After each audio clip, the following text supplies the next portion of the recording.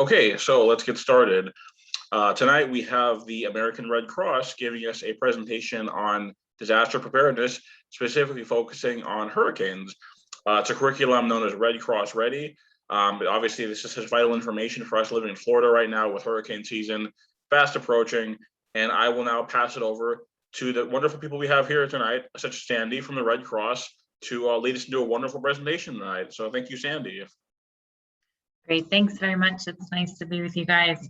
I'm gonna share my screen, but it's gonna take me a second to get like the right screens in the right places because I have a couple of monitors here. So bear with me for just a moment and we'll get it going.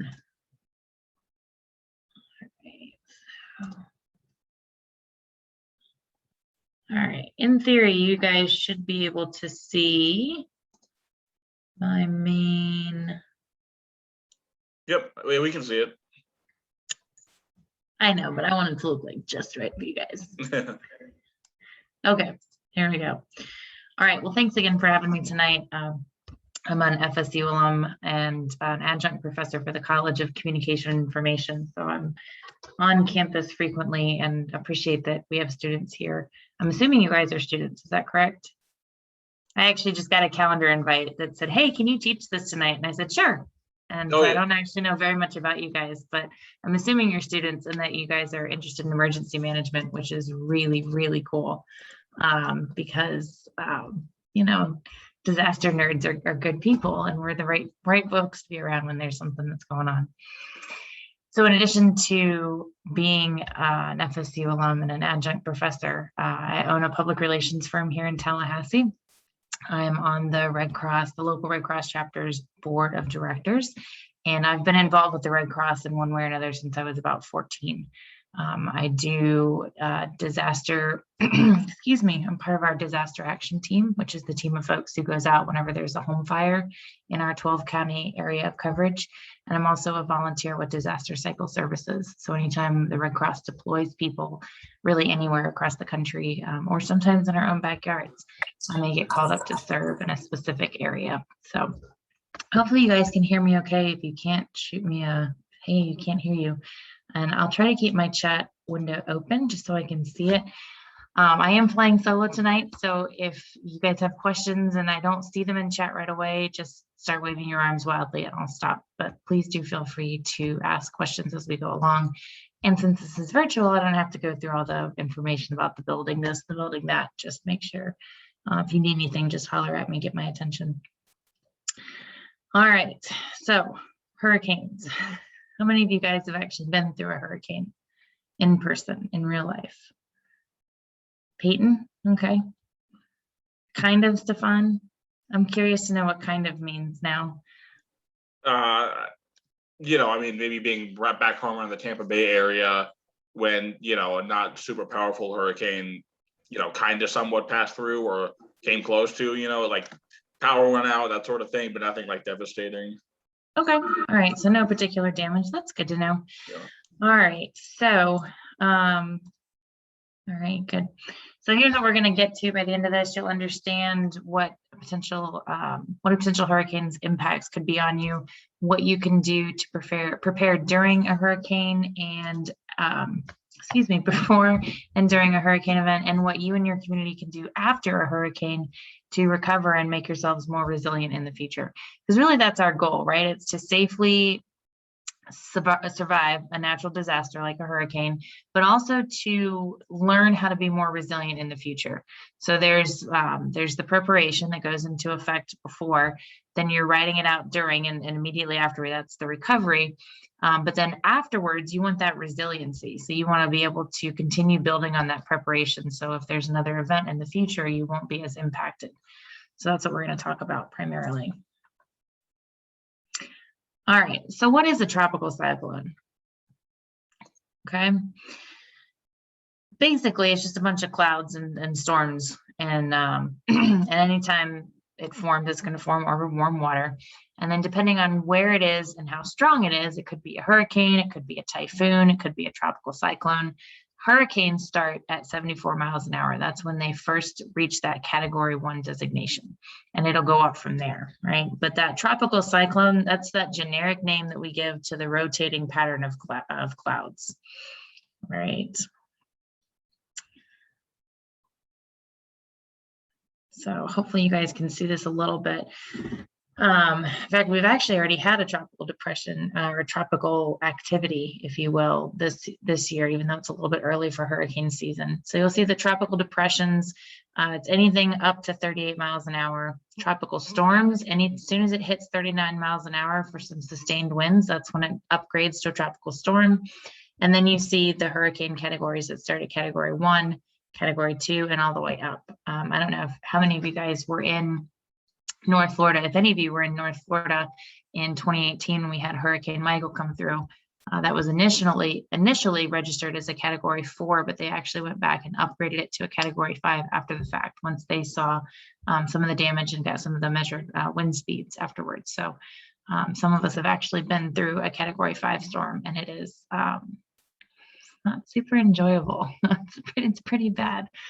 And a lot of people think of hurricanes as primarily being damaging because of their wind speeds.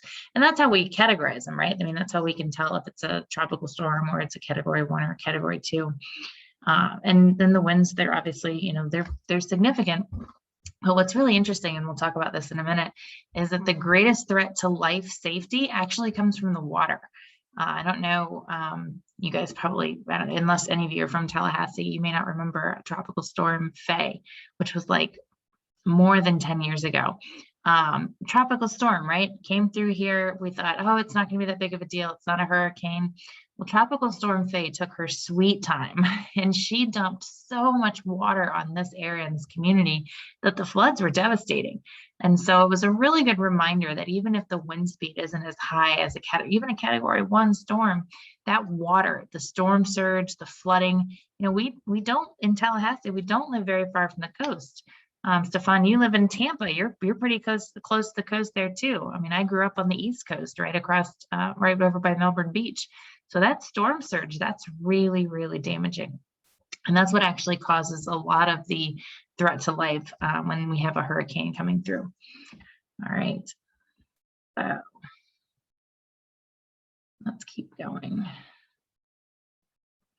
All right, so hurricane season, technically speaking, hasn't started yet.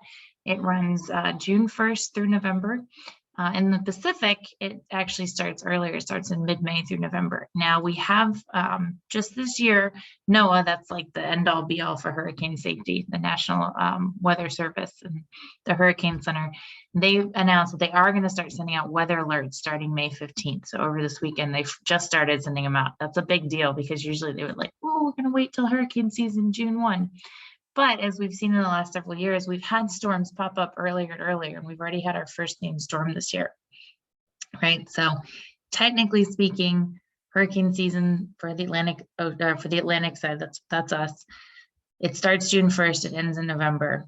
But again, hurricanes aren't necessarily bound by that. We've had named storms before and after hurricane season. So it's important to remember that just because it isn't time yet, it doesn't necessarily mean that a storm couldn't be coming. So let's talk a little bit about the hazards that come along with hurricane events. And I'm just going to say hurricane. I mean, yeah, tropical storm, tropical depression, hurricane, big storm, lots of wind, lots of water, right? So anything hurricane, tropical storm related, the biggest hazard is going to be that storm surge, right? Now, again, 90% of the deaths from tropical cyclones, so your tropical depressions, tropical storms, hurricanes, 90% of the deaths that occur from those storms in the US are from water, not wind, not things falling on them, you know, buildings collapsing. It's actually that water. Storm surge is going to be your greatest threat. It causes the water levels to rise very, very quickly. It can flood large areas in minutes. It poses a significant threat for drowning because that water comes in incredibly fast and not only is it fast moving, but it comes up very quickly too.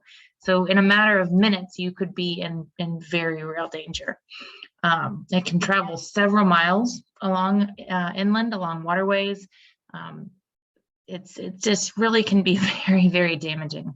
As a as kind of a personal note to this, my mother used to live in the Outer Banks in North Carolina, which is basically like a long chain of islands. They get hurricanes like all the time. So she was on the phone with me for hurricane, I think it was Matthew, so 2017. She's like, yeah, I'm just trying to get home before the storm surge comes in. And I'm on the phone with her, and it's been like 3 minutes, and she's like, oh, the water's about halfway up my tires. And then 2 minutes later, she's like, oh, the water's over my tires. I'm not really sure if I'm going to make it or not. And I'm sitting here going, like, I don't know what to tell you. I don't know what to do. Fortunately, she did make it. She was safe, but I mean, she made it in a matter of minutes. Had it been much longer, her car very quickly could have been swept away. And so that's how fast the sort of storm surge can come on. It's very, very dangerous. Heavy rainfall and inland flooding, even if you don't live next to the coast, you can see flooding of any kind of stormwater system. You can see flooding of lakes and ponds. And Tallahassee is super fun to drive through after a large rainstorm. You see these huge bodies of water that come up in the middle of roads. And it can persist sometimes for days after a storm's passed. And the scary thing is you don't actually know what's in that water. If you're driving up to a large body of water, I mean, we always say, turn around, don't drown, because you really don't have any idea what's under there. You can't really see, so you don't know if there's pavement, 6 inches under there, or if it's 3 feet under there, if there's a pothole, or if there's an electrical wire. So that inland flooding can cause some really, really damaging problems. Now, water is not the only problem, obviously, with hurricanes. There's, excuse me, you've got the strong winds. That's what people probably think about the most when they think of hurricanes. They think about trees snapping, houses falling, buildings being demolished. So that strong wind can be really, really devastating, especially if you're in a manufactured home or an RV. Signs, roofing material, they really can become missiles. I don't know if you've ever seen something flying through a hurricane, but you can have, relatively small item that's not, not necessarily even that strong, just go right through something. Those strong winds, they really can turn them into missiles. Where there's hurricanes, there are frequently tornadoes. I think when they went back and measured the path of Hurricane Michael, they found at least two or three tornadoes that had popped up. They could see the evidence, and sometimes you could actually see when you're driving through the damage where the direction of the trees that had snapped off, suddenly it would shift. And that was indication of a possibility of a tornado going through. So it's really common to have tornadoes pass through when you have hurricanes. And then obviously you certainly don't want to be at the beach when there's a hurricane coming through. Again, I grew up on the East Coast. All my dad and my brothers were all surfers. They would all run to the beach to surf the waves. And my mom's yelling at them the whole time, like, you're gonna get so much trouble. So it looked like a lot of fun, but it could also be incredibly dangerous because you've got really strong rip currents. It's just in a matter of minutes, you can be pulled under, and it's really is dangerous. So as much fun as it does look, if any of you guys are into surfing, surfing the storm swells is definitely not advisable. So I want to go make sure everybody goes on record knowing that I said don't surf the storm swells, even though it does look really fun. Excuse me. All right. Lots of other impacts, and these can extend hundreds of miles inland. Again, Hurricane Michael was a little bit of an anomaly, but that storm didn't really slow down or lose strength until it had crossed into Georgia and went several miles into Georgia. I mean, it just went right through like a freight train. Again, hundreds of miles. Home and building damages from wind and flooding. Power out, water out, gas out, communications out. It was incredibly difficult to communicate in the wake of Hurricane Michael because all the cell phone towers were down.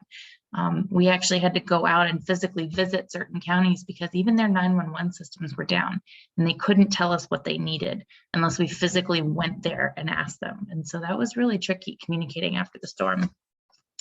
If you have a lot of flooding, you can see drinking water contamination. You don't want to, the water will go out, and you have to you usually have to boil water or use water that you've pre-stocked ahead of time.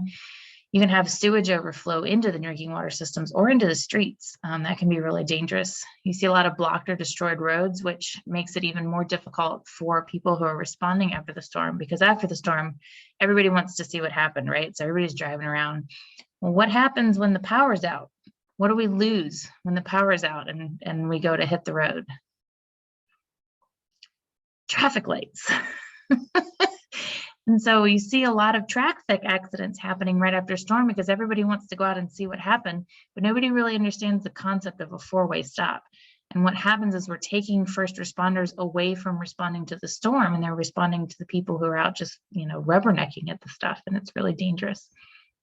So I always encourage people to, unless you have to get out of your home for like an emergency reason, please don't go out and drive around and be a disaster tourist. It's really not good.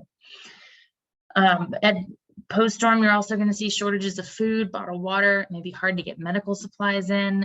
You may also see medical facilities start closing because they don't have the power, or their buildings have been destroyed, things like that. And so it can be really difficult to support healthcare infrastructure after a large storm. All right, I feel like I'm just kind of driving right through this. Does anyone have any questions as I'm going? Everybody's pretty good so far, more or less. Yeah, it's pretty informative, pretty straightforward. Okay, cool. Yeah, it's not super rocket science. I just want to make sure I'm not missing anybody. I'm not paying super close attention to the chat. So, all right. So, obviously, we live in Florida, right? We're gonna have all different kinds of disasters. I think we might be one of the most disaster-prone states. We don't get snowfalls or snowstorms. That's pretty much it, right? We've had earthquakes, we have floods. We know it's coming, right? Hurricanes are going to come. And as some hurricanes have shown us, there's really not a specific part of the state that's totally 100% safe. So what we really encourage people to do is think about stuff before it happens. Get ready before it happens. So then if a hurricane does, maybe it's Hurricane Irma, which was the hurricane that it just kind of jogged up the state and then literally was like it was like pinball. It was going north, and then it was going west, and then it was going north, and then the northeast, and then it hung left again. So, I mean, the whole state was just in this constant state of, where is it going now? Is it coming for me? Do I need to go? Do I need to stay? So it's really a good idea to be ready regardless of what could happen. And the first thing you want to do is understand the hazards that you're likely to face. We live in Florida. We're going to get a hurricane at some point. There's a good chance there's going to be a wildfire at some point. We're not going to get a major snowstorm. But it's also a good idea to know things like, do I live in a flood zone, right? Am I likely to have significant flooding issues? What is what's the structure that I live in like? Is it an older building? Do I know where the safe parts are? So those are things you want to think about in terms of like your physical area. What am I likely to face? You want to think about your own basic needs, what you might need to survive, and how to build up critical skills and gather critical supplies. So critical skills might be taking a first aid course, or learning CPR, or critical supplies. We're going to go through that in just a few minutes, but thinking about the things that you need to be able to do and be able to have to keep yourself and any friends and family that are with you safe. And then you need to plan, right? It's like getting into a car to go somewhere. It always works out better if you kind of have an idea of where you're going, right? Otherwise, you're just going to kind of aimlessly drive around. So the plan is like your roadmap. You want to make sure that you've thought about how you're going to stay safe for those days, the time during the storm, and then those days immediately following it. Okay. Make sure that you have the ability to monitor any kind of changing conditions, weather updates, that's information that you want to make sure you have, evacuation information, things that your local officials are telling you. That's really important. Having a communication plan, like I mentioned with Hurricane Michael, there was no cell service, which not only meant we couldn't call places, we couldn't use our cell phone map apps to get places. So I was driving somewhere to check on a school and got out of cell range and remembered that I hadn't printed a map out. I didn't know where I was going. And it persisted like that for quite a while. So we really had to start thinking about it ahead of time. We'd print maps out so we knew where we were going. But thinking about that, how would we communicate if a storm knocks out our communication systems? One way, and something that it's on my to-do list, is to get my ham radio license. Or operator license, because that was pretty much the only way we had to communicate after Michael was with networks of ham radio operators. But you have to be licensed apparently to use them. so things to do. So having that communication plan, make sure important documents are safe. If you have your social security card on you, your birth certificate, anything like that, prescriptions that are important, make sure you have copies of those. We'll talk about ways to keep those safe too. And then you want to think about how to protect your home and belongings. And we'll go through each of those and just as we go through the rest of this. All right, so understanding the hazards that you are likely to face. So what you're going to want to do is determine your exposure for each hazard that's close to where you live, right? Do you live in a flood zone? Do you live right next to the coast? Do you live next to a large state forest or national forest where you could be impacted by a wildfire? Things like that, kind of figuring out what you could face in your immediate vicinity, right? And ways to do that, you guys know, you guys are emergency management, that's what you're going into. So you probably know who to talk to, who to ask, but recommendations could include your local and state planning agencies, emergency management agencies, and ask them about things like storm surge, flash flooding, any kind of river flooding, high winds, things like that, that you might want to be cognizant of as you're planning your emergency plan. You also want to see if your community has specific response plans. I know Tallahassee and Leon County both have pretty good emergency management systems, and so it's important to know where to find that information ahead of time. You want to find out, especially if these plans have been impacted by COVID, right? What does evacuation look like now? I know the Red Cross's sheltering plans have changed completely since COVID-19. We can't do those big, large shelters in a gymnasium or a school cafeteria anymore because I can't put 150 people in a room together anymore. It's not really safe. So thinking about what that looks like after COVID. Right, and you want to make sure that you've got any up-to-date information on advice or restrictions from your local health departments, things like that. All right, you also want to find out if there's anything else you need to worry about in your area. If there's any kind of infrastructure issues, road problems, this one road that you need to use to get out of your neighborhood floods very quickly. You might need to look for a backup escape route. Things like that are important to understand. So just really good situational awareness. Right, then you're going to think about what you need to be able to do during a hurricane. I cannot tell you how many times in my neighborhood Facebook group I've had somebody post a question about, how do I turn off my water? How do I turn off my power? Like, did no one ever teach you this? But I don't know that as a college student I would have known that, especially because I might have been living in an apartment complex or something like that. So think about it. But here's the thing: in an emergency situation, the people who know how to do that might not be available. So it's a good idea to just have have a general understanding. If I needed to be the one to help, how would I do that? Now, I don't necessarily recommend that you go to if you live in an apartment complex, that you find your management company and be like, hey, so tell me how to shut off the power to the building. I don't think they're going to be super excited to hear that from you guys, but at least start to think about, like, if there was an emergency, and again, that may be the right way to frame the question. If there was an emergency, what are the emergency options available here? Who's going to be in charge if there's an emergency situation in this complex, right? And then once you guys move into your own homes, knowing how to turn off your utilities and water is a very important thing to understand. It's a good idea to know how to start a generator, how to start backup battery supplies. If you have medical equipment that requires a battery supply, like an oxygen tank or something like that, make sure that you understand how to work any of that equipment. It's a great idea to learn basic CPR and first aid. The Red Cross has a lot of courses on that. We're doing it all virtually now. There's a lot of different ways that you can get certified in that, but those are two skill sets that are really, really important. And then you want to make sure that you have the supplies you need to support your needs, right?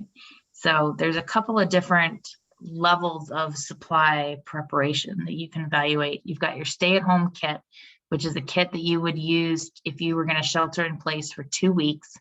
And then you have your evacuation kit. That's like your go bag, right? It's something that you would grab and go. And ideally, you would take everything that you need to support yourself for 3 days, okay? When in either of those situations, we always recommend having up to 1 month supply of prescription medications. Now that can be tricky sometimes, and people always have a difficult time with prescription medications when they're evacuating. The Red Cross fortunately is able to help some folks with that, but it's a good idea to think about that in advance if you're able to. Okay. Yeah, I just wanted to say that we've sent out CPR class links before to our email list. Pretty sure it was like a Red Cross link. So we'll make sure to send that out again when we send out this recording to our email list, because obviously, CPR is a great thing that hopefully everybody, could get to learn. Mm-hmm. So, yeah. Absolutely. And even some basic first aid. I mean, you don't necessarily need to know how to do every single detailed version of first aid. You don't need to be an EMT, but it's a good idea to know how to stop, if someone has a wound, if it's bleeding, how to stop the bleeding appropriately, how to splint a bone so that somebody can move out of a dangerous situation if necessary. So those are some good skills to have, just basic level stuff that's really good to know. And it gives you some really good confidence too. It's nice to know that if something really terrible happens, you have a basic understanding of what to do next. So let's talk a little bit about those critical supplies. All right. So understanding that it's hard to move around during and after a disaster, right? If you decide to shelter in place, you might be stuck there for a good amount of time, sometimes up to a week before either someone can get to you or supplies start coming back into your area. Sometimes it can be longer. And in evacuation routes, it's not always smooth. Listen, it's a disaster. Nothing ever works the way it's supposed to, right? Like ever. You always want to kind of plan for the worst. So when you're thinking about what to put in those kits, the critical supplies, you need 1 gallon per person per day of water, right? So 1 gallon of water per person per day. And that is drinking water. That is not brush your teeth water. That is not shower water. It is drinking water. And you need the same thing for pets, right? So if you evacuate with your pets or if you shelter in place with your pets, their water consumption needs to be planned for as well. So every living thing, minus fish or birds, but every living thing, right, that you are sheltering with or evacuating with, you need a gallon of water per person or thing per day to consume, okay? You can always have extra water that's teeth brushing water, shower water, flush the toilet water if you need to, but that 1 gallon per person per day is potable water. Food, you want non-perishable and easy to prepare. If you have canned food in your emergency kit, make sure you pack a manual can opener. Or that you have all your lids are the pop and peel lids for cans. But I've had a few situations where it's like, oh, I've got this really great kit and I've got all these canned goods and none of them are pop tops. And I'm like, oh, where's your can opener? Oh, well, I've got a really nice one over there on the counter. It's great. Yeah, but it's electric, so you can't use it. All right, so you got to think some of that through. Medications, if you can, a 1 month supply. Having a first aid kit is important. If you aren't able to bring your prescriptions with you or you're out, take a photo or take a copy of the prescription with you. And make sure if you have any medical devices that are battery powered that you have a backup battery supply. In terms of communication, if you can, a battery powered or hand crank radio is really useful for staying in touch with or listening for updates from your local emergency managers or the weather service. Make sure you've got extra chargers and batteries for your cell phones. That's really important. Tools and safety items, things that you might need for cleanup. Hammers are a really good thing to have, screwdrivers, pliers, an axe if you feel comfortable with an axe. Gloves, reflective items, things like that. I always have a reflective vest and a headlamp with me because you never know how long it's going to take for the power to come back on. You want to make sure you have any hygiene items you need, sanitation. I'll tell you what, I got a big old thing of hand sanitizer in my go bag and my kits and every room of my house. And you never know. It's good to have. Helps clean wounds too if you're in a pinch. Protective gear, baby supplies, pet supplies, cash and keys. Why do you guys think we need cash? Why is cash important? In case, I guess, the electronic payment methods are not working because the power is out. Yep. Yeah, credit card processors run on power. If they're down, that's all people can take is cash. So it's important to keep in mind. It's always good to have cash on hand if you're evacuating or if you're sheltering in place. Keys, very important to have keys to get in and out of your house, in and out of your vehicles, and comfort items. Comfort items are blankets, pillows, books, things that are going to make whatever situation you're in a little bit more comfortable, a little bit more manageable. So those are important things to have. Yeah, I don't know if, like Bitcoin and Dogecoin and all that would end up being, the way to go in an emergency situation if everyone's, phones are dying and whatnot. Well, not only if their phones are dying, but if there's no cell service, if the cell towers are down. And as much as I love my North Florida folks, some of these rural communities, cash, just cash. You need cash. Yeah. Oh yeah. Oh yeah. I can't imagine rolling up into a couple of our North Florida communities and be like, hey, so I've got Bitcoin. Do you keep? Yeah, no, that's not going to work out super well. All right. So those are some of the items that you want to have in your kits, both your shelter in place kit and your go bag. Okay. All right, so now that you've gotten a pretty decent idea of what you're up against, what skills you need to develop, what you need to gather, now you want to think about your evacuation plan, okay? So if you live in an area that's likely to be exposed to significant hazards, or you just know that it's under an evacuation warning, like there are certain parts of Florida that when it's bad, mandatory evacuations, no one's supposed to stay, right? If that's you and you know that's you need to be prepared to evacuate. Right? And you want to start thinking about plans as far in advance as you can. So if you have friends or family out of the area, think about asking them if you can stay with them.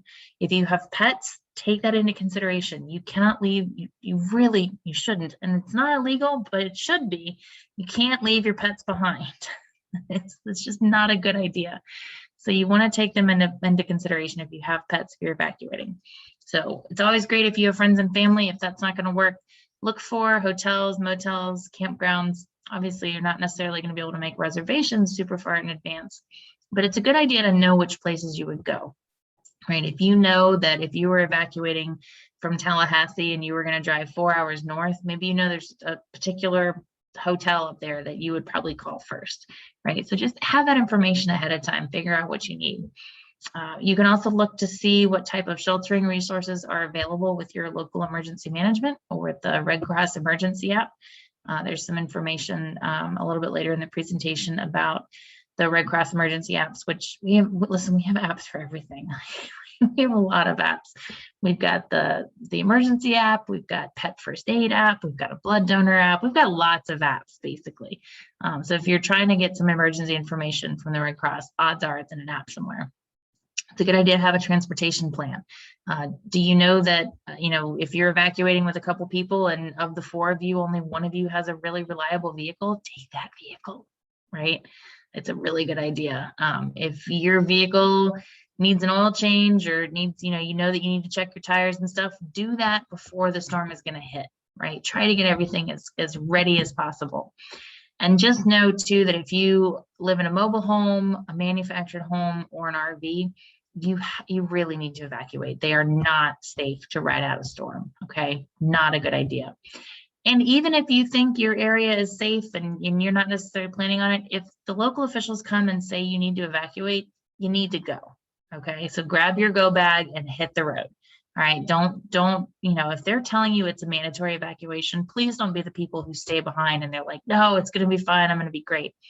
Because it just puts the first responders at danger because they're going to have to go out and help you as the storm goes through. So take that into consideration if there's a mandatory evacuation order, okay? If you plan on sheltering in place for whatever reason, maybe you're in a pretty safe area, maybe you're in a really safe hurricane-proof building, maybe you're a first responder and you can't evacuate, you're going to be on shift. But if you're going to be staying, you need to make a plan, okay? Figure out where you're going to stay, somewhere that's safe, that is secure enough to get through really high winds. See if you have a backup power source. That may be a generator, that may be extra battery packs, but you need to make plans for the potential and probable loss of power. Whatever you have that's battery operated, get extra batteries for it, okay? If you live in an area that is likely to flood, you're going to want to designate a location on higher ground. That might be if the waters are rising, you might need to go to a higher floor. You might need to leave and go to a higher part of your neighborhood. You just need to find a place where if the water is rising and your initial area isn't immediately safe, you need somewhere to go up. So think about where that's going to be. And then again, if you're staying, you need enough food and water and medications, etc., for at least 2 weeks. And if you can, a month's supply of medication. Okay. But again, if the authorities say get out, get out. Okay. Make sure you're out. Any questions so far?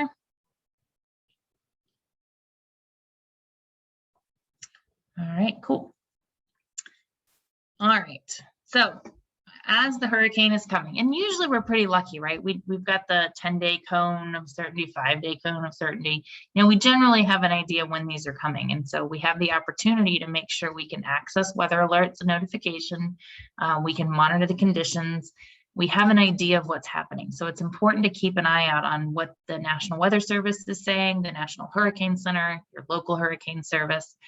Again, there's that free Red Cross emergency app. It'll send you updates. If you pick out locations, it'll send you updates anytime your like favorited locations are threatened by a natural disaster. Okay, super useful to have. Unless you happen to live in a super disaster prone area, and then you get alerts all the time. But you know, there's nothing wrong with being too prepared. Figure out what your communications plan is, right? If you have, excuse me, if you know that you're going to be either sheltering in place with or evacuating with people with disabilities, how are you going to communicate their needs? Let's say you have an elderly parent who lives with you and you know they may need medical assistance. How would you communicate that if you needed to people, either right before, during, or after the storm? Have a battery powered radio. I know the hand crank ones they look cool, but after like a couple hours of cranking that thing, you're just gonna not enjoy it anymore. So if you can buy a battery operated one, I personally recommend it. It becomes a real pain. And you want to be able to make sure you can monitor the weather for the duration of the event. That's another reason you want to make sure you've got those extra backup batteries. All right. Whoop. I just went. Sorry about that. All right. Safeguarding critical information.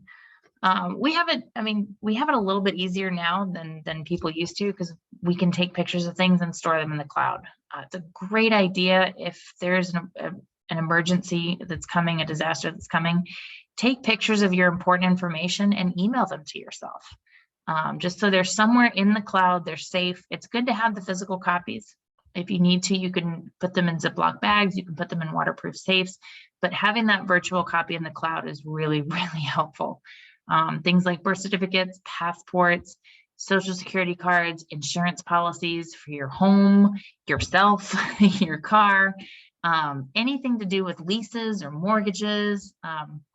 It's a good idea to take pictures of your belongings before the storm. So if you have to file insurance claims afterwards, you can prove what you have and what their conditions were.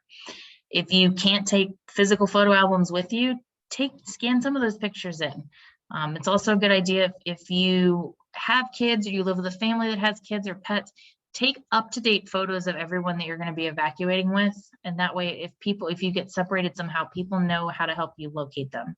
And then you want to try to have a list of your medications, your allergens, and your medical equipment with you. So all that's really important information to have in some form or fashion. And frankly, it's just easier to travel with it digitally. But all that's a good idea to have. If you have pets, you also want to make sure you have copies of their vaccination history. A lot of shelters that accept animals will not accept them without their proof of vaccination status. And that is really awful if you can't let someone in because they can't prove their pets had whatever shot they needed to have. It's not fun at all. So things to keep with you. It's very, very important. Okay. All right. So we've safeguarded the information. We also want to safeguard our home, right? Home and belongings. We want to reinforce doors, windows, walls, and roofs. You know, you guys have all seen the pictures of people putting plywood up over their windows to protect their windows. You want to consider constructing a safe room. This might be an interior room like a bathroom or a closet. If you need to figure out a way to, maybe your closet has lots of like shovels and garden rakes. Or I'm thinking of the barn that they went into in the movie Twister, where they walked into the barn. It was all like the crazy machinery that was going around. That's not the kind of stuff you want in your safe room, right? You want like pillows and soft things that won't kill you. Bring things inside if you think they might fly around, like lawn chairs, plastic stuff. Those can become missiles. Any other unsafe objects like grills, propane tanks, umbrellas, you don't want those flying into someone else's place. If you have trees around your area that you're responsible for, trim them. If you don't want large branches that are loose and dangling. If you have a house with gutters, you want to clear the gutters. You want to stockpile emergency protective materials. If you're able to, and a lot of people may not be able to, but if you're able to, and you can, if your home's air conditioning or heating system or electrical panel are movable and they're in the way of water, potentially, you can elevate them. That's not super common as far as I'm aware, but it never hurts to be aware of it. Same thing with the basement. Most people in Florida don't have basements, but if you have a basement, so you want to make sure it's waterproof. And you really want to consider renter's insurance or flood insurance. If you own, I think flood insurance is a great idea to have. But if you can rent, you can get renter's insurance. It's amazing, and it can be a real lifesaver. So that's something that never a bad idea to consider as you're renting. Yeah, I remember former FEMA administrator Brock Long said once that as far as flood zones, that he doesn't care what a map says. Anywhere that it rains, it can flood. So pretty much. Yeah, something for people to keep in mind. Yep. And renter's insurance is not often very expensive, and it's super helpful. It's helpful if your apartment or your condo gets robbed. It's helpful in a house fire. It's helpful for hurricanes. Just really good information. And I would say almost everyone I've talked to that has a house fire or has had some kind of disaster happen to them, if they're renters, they usually don't have any form of insurance, and it's heartbreaking. So it's just really, really good to take a look into. All right, so the next thing we want to talk about briefly is the watch versus the warning, right? You see the same thing with tornadoes, right? There's tornado watches and there's tornado warnings. There's hurricane watches and there's hurricane warnings. Which do I stay? Which do I go, right?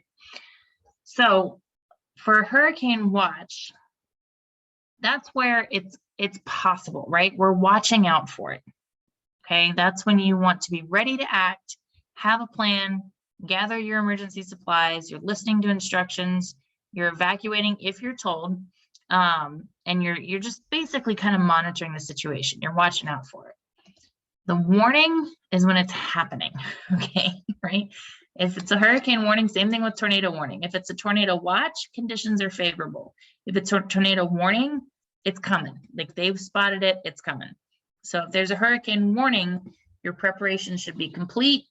You should evacuate if you're told, you're listening for instructions, but that's when you need to actually take the action.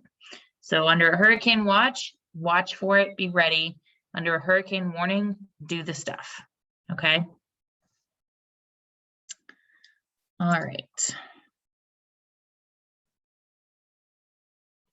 Part of the importance of preparing is making sure that you know what to do and you're responding appropriately, because you don't necessarily want to overreact, right? You don't want to be the person that's like, oh my gosh, it's raining, I need to go. But you need to have an idea of what's appropriate based on where you're at and what your local officials are telling you to do, right? So you've got the two options, the evacuation notice in effect and sheltering in place. All right. So for an evacuation notice in effect, that means you're in an area where they're advising people to leave. All right. Evacuate immediately, right? You're going to follow the evacuation routes. They'll be publicized. They'll be announced. They'll be described. Grab your evacuation kit and go. If you're able to help others who need to get out, you can check with neighbors, etc. But it's really important to get out as soon as you can safely. Check for emergency shelters along the way. That's where that free Red Cross emergency app is very helpful. Excuse me. It's also important when they say that there's an evacuation route, use this evacuation route, even if it starts getting like kind of backed up and blocked up with traffic. Sometimes taking shortcuts can be dangerous because there might be down power lines, there might be roads that are blocked off, things like that. And so usually it's a good idea to stay on the evacuation route that's described. And you don't want to come home until local officials tell you it's safe to do so. Okay, not just after the storm's done, but it might legitimately be dangerous to return to your neighborhood. So you want to make sure you're waiting for the local officials to give the okay. All right. And then if you're sheltering in place, this is if you live in an area where they're not recommending evacuation. You might still decide to leave, which is perfectly fine, but you might also decide to stay. So you want to take some final actions before you officially hunker down for the storm, right? You're going to close your windows, your doors, your hurricane shutters. If you don't have hurricane shutters, it's not a big deal. Board the windows up with plywood if you're able to. Turn your refrigerator and your freezer to the coldest settings possible and only open the doors if you have to. And that's so whatever's in there will stay as cold as possible if the power goes out. You're going to follow the instructions by the emergency managers. Make sure that if they tell you to turn off your power, turn it off. Okay. I've seen lots of house fires happen because the power went out and people were flipping switches and trying to see like when's the power going to come back on. And then the power came back on and it blew up whatever microwave, light, whatever was already turned on, plugged. Sometimes there's power surge that comes with it. So if your power is out, like across the area, turn off your utilities. It could save you a lot of trouble in the future. During the storm, stay away from glass windows and doors. Try to board up any other windows. If you have a garage door, you want to try to brace it. You might have sandbags. Sometimes the doors have locks that'll go into place to brace it. Stay away from those boarded windows. Make sure you tell family members what's going on, especially if they're out of the area. Let them know what your plans are, you know, if you're staying, if you're evacuating. And then if you're in the middle of the storm and it's starting to get, you know, you're starting to hear maybe tornadoes, maybe the winds are getting stronger, you can go ahead and go into your safe room or that interior room of a strong building. Okay. Afterwards, do not walk, swim, or drive through water. This is where I told you guys, turn around, don't drown. You never really know how deep a puddle can be. I know it sounds silly, but you know, that puddle might be hiding a drainage ditch. You really don't have any way of knowing. They can contain dangerous chemicals if something's busted, debris. It really, water's the greatest threat to safety after a storm. So you want to be really careful to avoid the floodwaters. All right. Make sure you wait for those public officials to tell you it's okay to come back. Never touch a downed power line. Like, unless you're an actual certified lineman, just don't. All right. It's really important. Don't touch the power lines. Okay. Excuse me, stay off the roads unless you have to drive. If the traffic lights are out, approach everything like a four-way stop, which means people go at intervals. And then do whatever you can to prevent carbon monoxide poisoning. Generators, grills, camp stoves, all that kind of stuff. Don't have them inside your house, or do not, under any circumstances, put your generator inside. It throws off carbon monoxide like crazy. It's very, very dangerous. Anything like that, anything that's burning gas, burning charcoal, anything like that needs to be outside of your house, okay? To make sure you're preventing that carbon monoxide poisoning. All right. So you want to stay safe. You also want to stay healthy, right?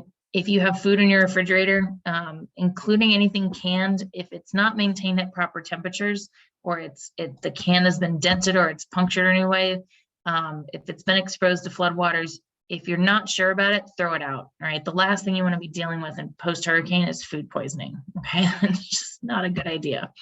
Avoid drinking tap water unless you know it's safe. You want to see if you're under a boil water notice, anything like that. Clean and disinfect anything that the floodwaters have touched. I mean, anything, because you really don't know what type of bacteria can be carried through, or chemicals or sewage might have been carried through by the floodwaters. You also want to do your best to avoid heat-related illnesses post-storm. It's Florida and it's hurricane season, which is in the summer, which means if our power is out, our air conditioning's out. People get overheated very quickly, especially if they're trying to clean up after the storm. So if you're working, or even if you're just inside and you're overheated, take breaks, drink lots of water, just be really mindful of making sure that you're keeping an eye out on your own physical safety. Heart attacks are a leading cause of post-hurricane death, right? People get really stressed out, or they overdo it when they're trying to clean up. It's just a really bad situation. So you really want to make sure you're paying attention to your own health and safety, okay? Speaking of which, cleaning up safely, get the right safety gear, eye protection, if you can get the eye protection, ear protection, gloves. You know, if you don't know how to use a chainsaw, post-hurricane is not necessarily the best time to learn. Be very careful with that kind of stuff. Use reflective gear if you need to, especially if you're trying to do anything after hours. Work with a partner so that A, you can share the work, and B, if someone gets hurt, there's someone to go get help. And you also just want to pace yourself. Again, you don't want to overexert it after a hurricane when there's no power, there's no cold water, there's no air conditioning. You know, you can be in a lot of trouble really quickly with a heat-related illness. So take breaks, drink lots of water. Don't be a hero, right? Work with a partner, make sure that you know how to use the equipment you're using, and use all the right safety gear. That's getting hurt after a hurricane like that. That's just an unforced error. Those are things that we can usually prepare for and prevent. Okay. Red Cross emergency app for the third time. We like our apps here at the Red Cross. They're great. Make sure to really download it tonight, right after the meeting. There you go. All right. Very helpful. Lots of different apps in the Red Cross. I again, particularly like the pet first aid one. That's one of my favorites. It's very useful. All right, so what's next? We would love it if you guys would be interested in volunteering with us. You can go to redcross.org/volunteer. You can email us. I know Stefan's probably going to send these. Do you have the slides, Stefan? Okay, you can send them out afterwards with the information. Yeah, I don't have the slides, but yeah, I took a picture of the links, and yeah, we'll send out the recording. Oh, we'll send out the slides. Okay, yeah, we'll send out the slides, we'll send out the recording, we'll send out the links and the CPR links, everything, because you know, we had some members and even some officers who couldn't be here tonight because of certain obligations, and this is such great info to get out to people. So yeah, we'll send all this out. Excellent. So yeah, we've got all this information. Our Red Cross chapter here in North Florida is pretty active. We're always looking for volunteers. We have. I'm sorry, I got to move my hair one more time. Yeah, it was a good bit today. It was actually Sam, a record. 373. Sam, there you go. There you go. I muted him. I guess he forgot to mute himself. That's okay. But Sam's a good guy. Oh, good. Fun fact is actually our incoming new president. Good. Yeah, for the upcoming school year. So yeah, he's a good guy. I guess he just forgot to mute himself. It happens. It always happens. Yeah. I did want to say we actually have a couple of events coming up, and actually we have an event coming up this Saturday. It's our annual Red Cross run. So I'll send you guys some information on that. It's virtual or in person this year. We're going to be out at Tom Brown Park, if you guys are familiar with Tallahassee, this Saturday. And then we have blood drives coming up. I don't know if you guys are aware of this, but COVID-19 is just the need for blood has just increased dramatically during the pandemic. And when you go to a Red Cross blood drive, you get a free antibodies test. And so you can see if you've had the virus, which is always good to know. So, but we'd love to get you guys more involved. We'd love to have more student participation. I feel like a lot of our Red Cross volunteers, as much as I love them, are like my grandparents' age. And so I get really excited when there's younger people who are interested in this kind of stuff. So yeah, we'll definitely pass all this info on to our people, encourage people to volunteer.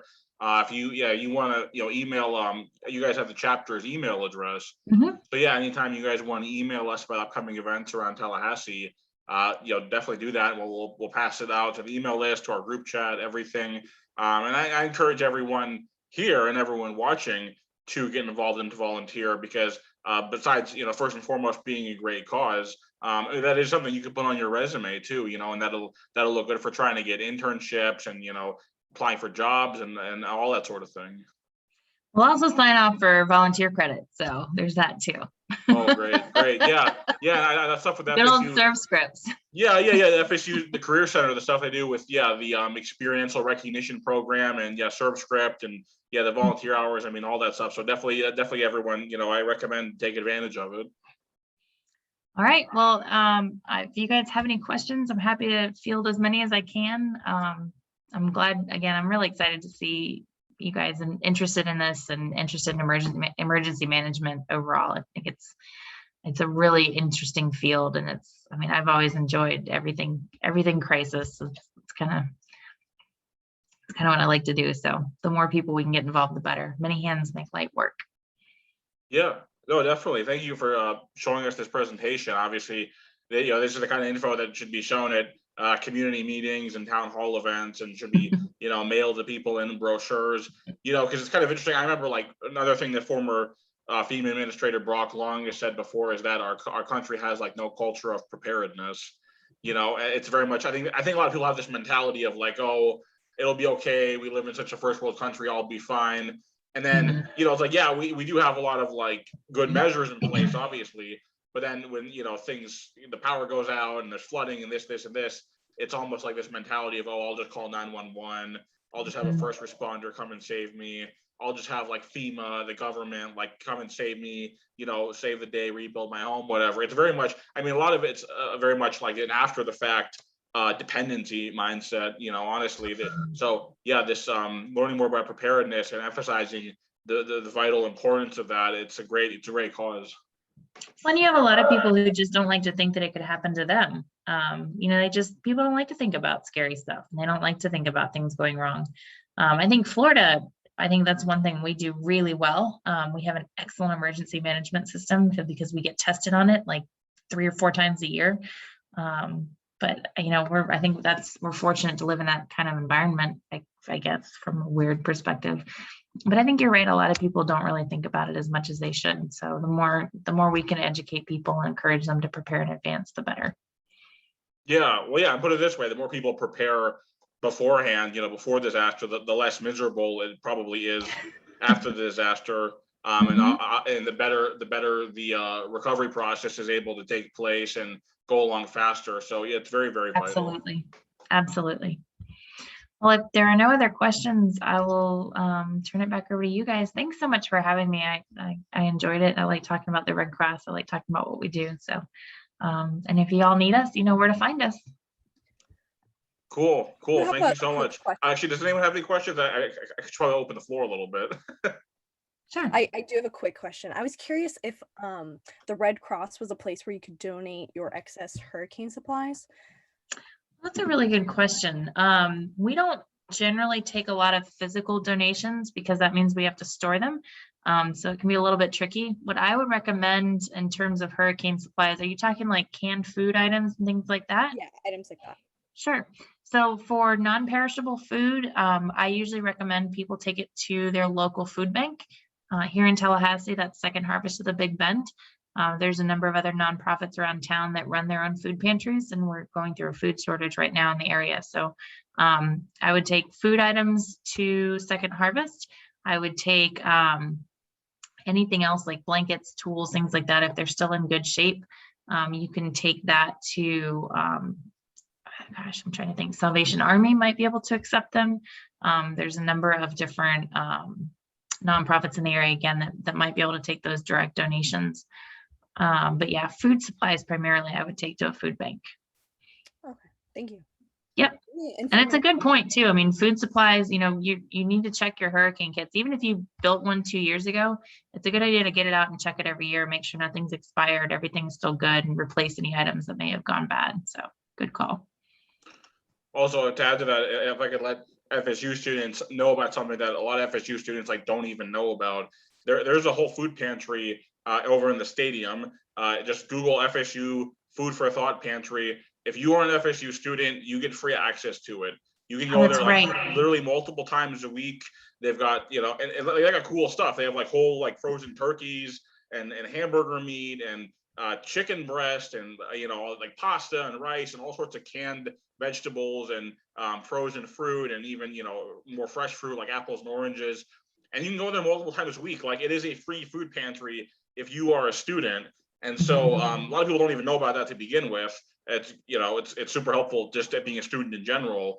And then especially it's a great resource for people, you know, around FSU in the dorms, you know, around campus, etc., to get a lot of those foods, you know, canned foods, pasta, rice, etc., that, you know, that don't perish easily. So that you could, you know, have a little bit of a preparedness, you know, food supply going on. Yeah, I'd forgotten about the food pantry. You're right. Yeah, so yeah, just Google FSU Food for Thought Pantry. You can either make an appointment or you can even do a walk-in. It's in the stadium. I think it's University Center C or something. I don't know, but something, one of the buildings in the stadium. And the details, of course, will be on their website. So, does anyone else have any questions about anything or would like to add anything? Oh, Peyton says in the chat, everyone should get a carbon monoxide detector. And a smoke alarm, a working smoke alarm. And the Red Cross will give you smoke alarms for free. You just have to ask. Oh, cool. We should look into that. Yeah, we should. If you could email us like a link to that or something, sure. We'll blast it out. Yeah. Cool. Well, anyone else? Okay, cool. Well, thank you once again for this presentation. Thank you to everyone who came out to this, and also to people watching the recording. You know, you learned some very valuable info, and so I thank you, Sandy. I thank you, everyone else with the Red Cross who has made this presentation possible, and a round of applause. Thanks, guys, very much. And I'll send all that information to the chapter, and we'll hope to see you guys sometime soon. Yeah, definitely. You too. Thank you. Enjoy the rest of your evening. Y'all have a good night. You too. Thank you. Okay, bye-bye. Bye.